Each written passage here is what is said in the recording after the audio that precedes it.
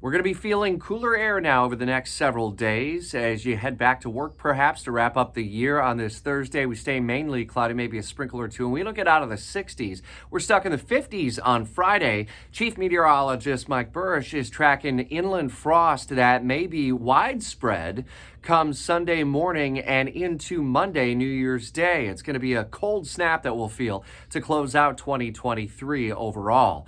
We will see brighter skies, though, and I guess that's the good side of things. Also good for the Jaguars is that Fred Taylor is now a finalist for the Hall of Fame in the 2024 class as he takes another step on his journey, hopefully, to Canton, Ohio. The class will actually be announced at Super Bowl week in Las Vegas.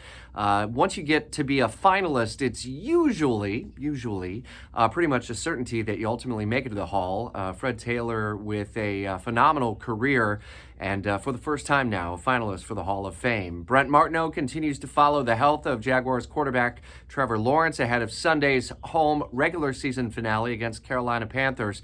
Trevor was on the field, but not practicing Wednesday as he continues to nurse an injured throwing shoulder. Jags need a win. And with a win against Carolina, plus an Indianapolis and Houston loss, then they would capture the AFC South title once again. Breaking from the overnight hours, a new reporting out on the shooting death of a 26-year-old man in the West Connect area of Jacksonville's west side. JSO saying that he was armed with a gun and a knife and fired shots at police during an hours-long SWAT standoff. He was ultimately shot and killed. We're continuing to unpack everything we know about this still unfolding investigation. Now, the 13th officer-involved shooting of 2023. The state attorney's office continues its investigation.